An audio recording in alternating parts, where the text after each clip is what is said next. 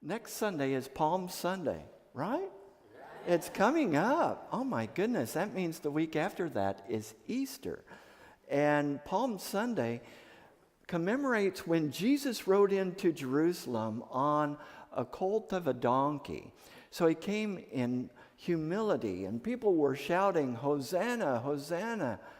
And they were, in exaltation, and they were waving palm branches, and they were laying their outer garments to create a runway for him.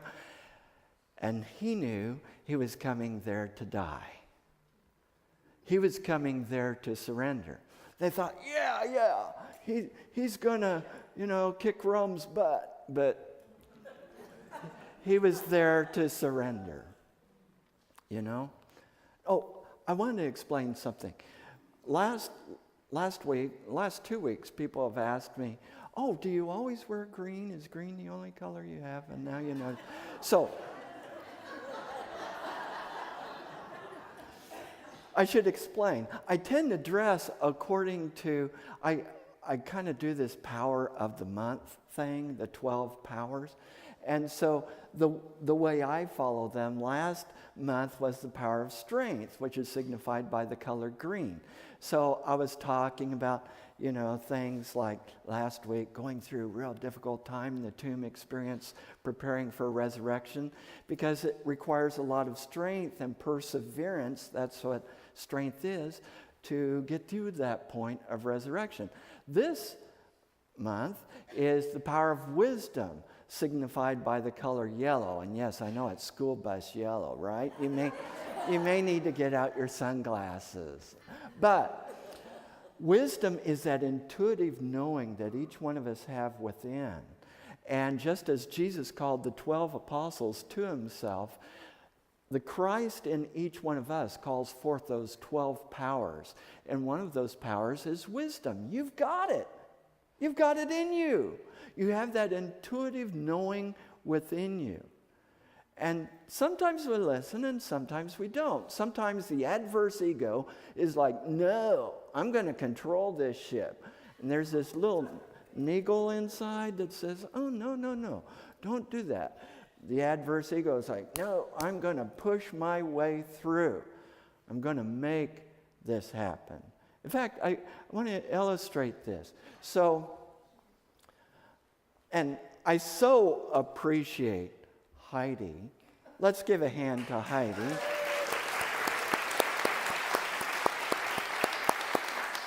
So I'm sitting there at various times in this service, and I'm like, where's that orange bag? Where is it? I'm looking around, forgot I had set it up here. So I sent her off on a wild goose chase around the campus, and I'm just there surrendering, if she finds it great. If not, that's great too. This is my japa bag. Japa is prayer, and so there are prayer beads in this bag. There's 108 of them, so those of you who are familiar with 108 names of God and so forth. So when I was in India 3 years ago, I was there by myself. I went alone on this particular pilgrimage, and had some real fun experiences, such as thinking I had lined up my lodging in different ashrams only to get there and discover that one of the sites I had been setting up my arrangements was fraudulent.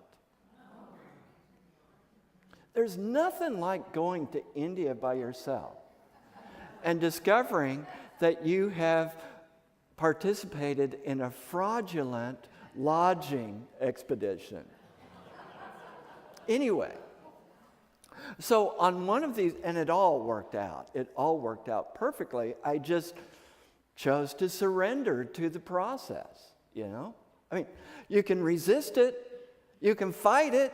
You can say, "Oh, I'm going to get all angry and all American on them," or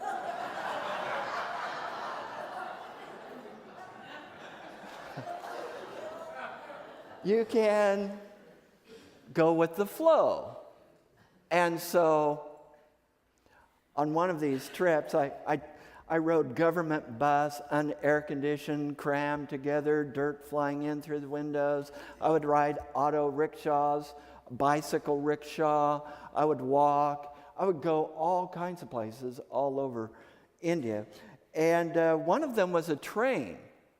So about a 12-hour train ride. Turned out to be 11 and a half hours. Somehow they gained half an hour.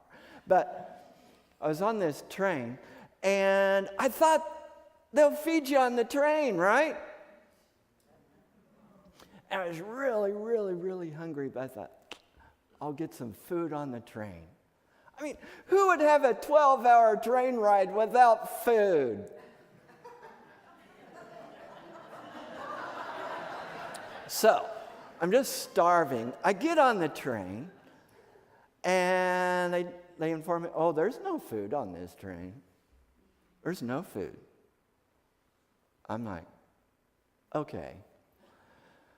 I'm starving, but I get out my Joppa bag. I'm dressed all in white, and I'm a pretty white guy. I mean, maybe you didn't know that.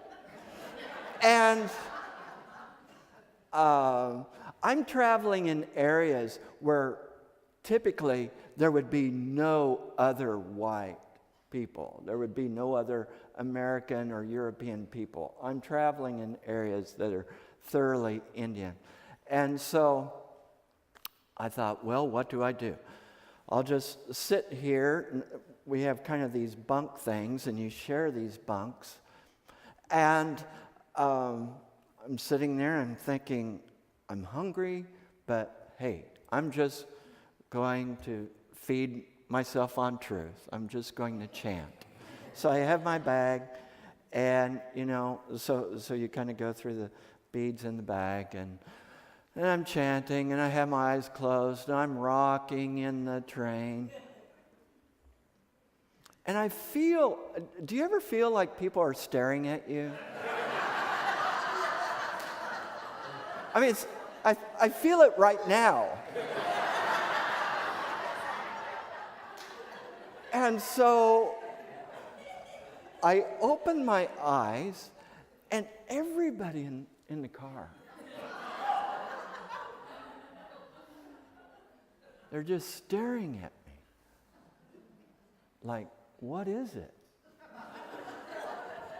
So they're just staring, and I smile as I open my eyes briefly and wave. No change in expression. They're just staring.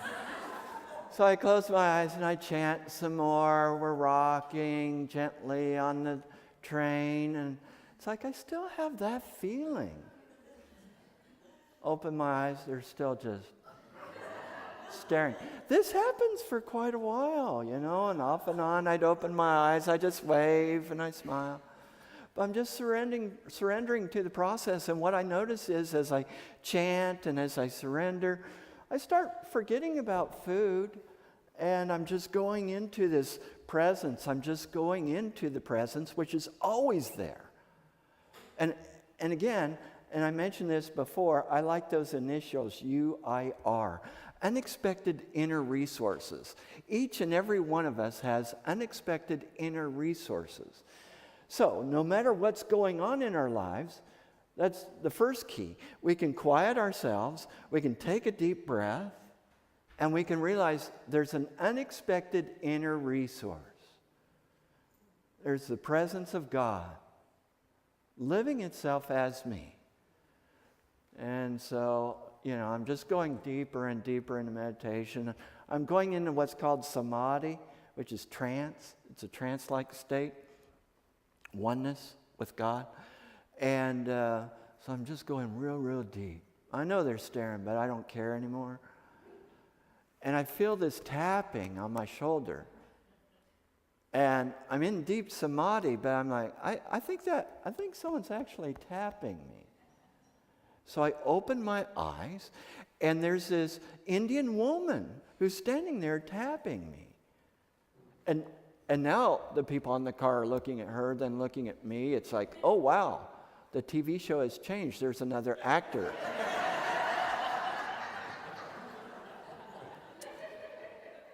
And she said, "Are you hungry?" In very good English.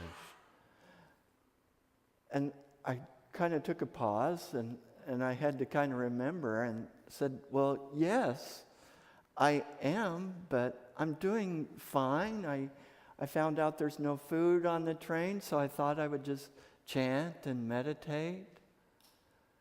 She said, "I fixed some food today, more pastries than I could possibly eat. Would you like some?" People are just watching. What's going to happen next? I said, "Well, I'd hate to take food that you might need." And I had part of this paradigm in my head. Like, I'm from America, I'm all that. And I thought, and I did work with the poorest of the poor while I was there. I worked with the poorest of the poor children in ashrams where they provide free clothing, food, lodging. For $150 a year, one child receives free lodging, food, schooling for an entire year. And so I worked with these children, and I was there to give and to serve. And suddenly I found myself in a humbling position of being asked if someone else could serve me. It's kind of like going to a prayer chaplain. And she said, "No, you don't understand. I really have more than I want, and it would be an honor. It would really please me if I could share it with you." Everyone's watching. I said, "Oh, okay. Thank you so much." And so I set my japa bag down, and she brought over this bag of pastries, and she began giving me a whole bunch of them, and everyone's attention is just riveted on me. Like, is he some sort of traveling white sadhu? A sadhu is like a holy man. Because, I'm the only guy sitting there all dressed in white chanting. And so she gives me food, and I begin to eat it. And there was suddenly a change in the whole car. Everyone began to smile and laugh, and then they began to interact with each other, and they brought their food out. And then I began to receive more food. And I thought, maybe that's how the feeding of the 5,000 occurred.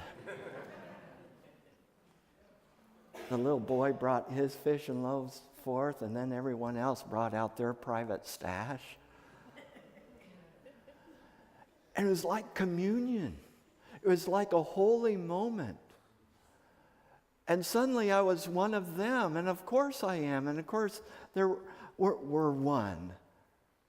And it couldn't have happened if I hadn't have surrendered.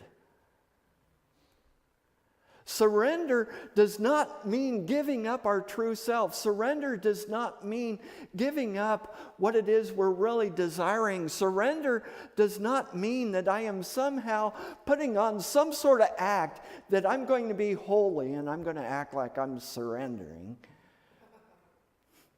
But it means surrendering to the process, surrendering to this divine presence that is working out my highest and best good. It means surrendering to allowing the Christ to come forth, just as Jesus rode into Jerusalem, knowing that that highest Christ expression at the resurrection was going to come forth, but that he had to embrace the process.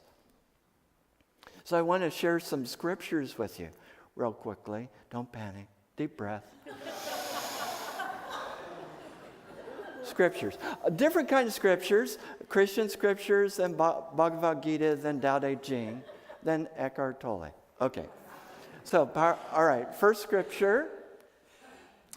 All right, Matthew chapter 26. He went a little farther and fell on his face. This is Jesus in the Garden of Gethsemane, preceding, that crucifixion experience, struggling with, he's like, I really don't want to do this. Have you ever been there? You can see the nail marks as you're trying to hang on, but you know that you're moving towards something, and it's like, I don't want this, but yep. He went a little further and fell on his face and prayed, "Oh, my Father, if it is possible, let this cup pass from me. Nevertheless, not as I will, but as you will." And again, I think of that passage that the prayer chaplains have used from Isaiah chapter 6, where God says, "Whom shall I send?" And Isaiah says, "Here I am, Hineni," which means I'm available, I'm totally surrendered. Here I am, send me. And that's what's happening with you all. And with all of us in whatever ministry we have in our lives. Then from Luke chapter 23, and when Jesus had cried out with a loud voice, this is why he's being crucified. Jesus cried out with a loud voice. He said, "Father, into your hands I commit my spirit." Having said this, he breathed his last. So even up to that very end moment, he was surrendered. He was committed. That didn't mean that he sat back and did nothing. Surrender doesn't mean addressing what's going on. Surrender means allowing the process, allowing that divine impulse to occur. It means going with the process and believing in that unexpected inner resource that your highest good is coming forth. And of course, another thing that helps greatly is Sangha. I'm using a lot of S words today. If you haven't kept track, surrender, samadhi, shift, and Sangha. Sangha is a sacred meeting together of people who support each other. We support each other, whatever your journey is, wherever you are. We are supporting your journey. We are supporting you. We give you tools to help you to create the journey that you want. We don't tell you what you have to make with the tools. We just tell you, we help you to understand how to use the tools. We don't tell you what to think. We're here to help you to learn how to think. The next passage. I could really go this morning. Okay, John chapter 12. "Most assuredly I say to you, unless a grain of wheat falls into the ground and dies, it remains alone. But if it dies, it produces much grain." This is a spiritual principle. Yes, Jesus is talking about his upcoming death, but there's an even deeper spiritual metaphysical principle here. And that is that unless you release that word, unless you release that intention, and unless you release that work, it cannot bear fruit. In the Mysteries of Genesis, Charles Fillmore talks about the creative process according to the 7 days of creation. The seventh day is the day of rest. That's where you know you've done the work and you release it. You release it into the divine presence, knowing it is bearing much fruit. So let's look at this passage. I believe this is the Bhagavad Gita. Okay, so S words. Okay, surrender. Third line down, sharanam. Let's say that together. Sharanam. That's the Sanskrit word for surrender. Now, it doesn't mean, again, that you're giving up who you are. Rather, it means giving up what you're not. Think of it that way. Surrender is giving up what you're not, so that that which truly is can magnify and grow. So, this is Krishna talking to Arjuna. And Krishna, who has taught him all kinds of varieties of religion and different kinds of rituals, now says, in the last chapter of Bhagavad Gita, abandon all varieties of religion. I can imagine Arjuna going, well, we just spent the last 17 chapters learning all kinds of various rituals, and now you're telling me to abandon it. Abandon all varieties of religion and just surrender unto me. I shall deliver you from all sinful reaction. Do not fear. You see this in all kinds of scriptures throughout Hebrew scriptures, Christian scriptures, Bhagavad Gita. All kinds of scriptures tell us, don't fear. Allow the process. And now the Tao Te Ching, number 15, one of my favorites. And this is translated by Stephen Mitchell, which if you're interested in the Tao Te Ching, this is my favorite translator of it. Do you have the patience to wait till your mud settles and the water is clear? Have you ever been in that? Where the mud is all stirred up? You're so close to it, you can't clearly discern what is mine to do, which is that inner wisdom. It's so muddy, it's like, what am I supposed to do? Can you remain unmoving till the right action arises by itself? The master doesn't seek fulfillment, not seeking, not expecting. She is present and can welcome all things. It's about being present, which Eckhart Tolle talks very much about. Probably a lot of you are familiar with him, about just being present in the moment. And that's how we become present in the moment, is by surrender. And Eckhart says this: surrender is the simple but profound wisdom of yielding rather than opposing the flow of life. Resistance causes suffering. As I've said before, pain occurs in life. The pain of someone close to you dying, the pain of a relationship breaking up, the pain of some significant change in your life. Our resistance to it is what causes the suffering. If we embrace it, knowing we have an unexpected inner resource, knowing that we have a sacred sangha from which we can draw, continuing our sadhana. Oh, there's another S word. Sadhana. Sadhana is our sacred study. More S words. Sacred study. That's sadhana. Continue your prayer work, continuing your meditation work, your sacred reading, and continuing your seva. Another S word. For sacred service. A lot of you here are performing sacred service. The prayer chaplains, who are so close to my heart. The work that you do. The people who are volunteering out here on Circulation Day. It's a way of spiritual growth. So finding that unexpected inner resource, not forsaking the Sangha, not forsaking the coming together. I'm going to be real bold. Are you ready? Yeah. Do not miss a service.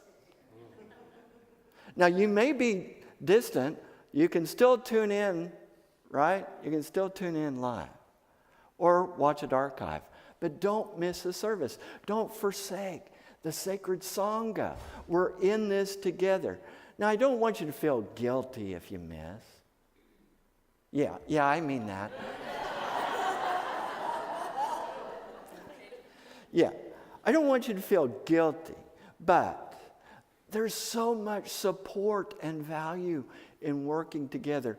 And continue your sacred sadhana, your study, and continue your seva, your sacred service. These are all tools to help us in surrendering to the divine that is wanting to fully express and live itself as us. It's seeking to express as you. Surrender to your highest and best good. Thank you.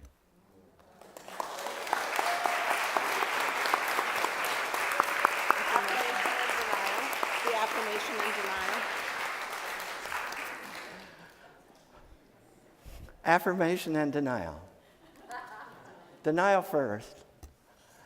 Let's say this together and say it with meaning, remembering what it is that we're really wanting to do in our lives.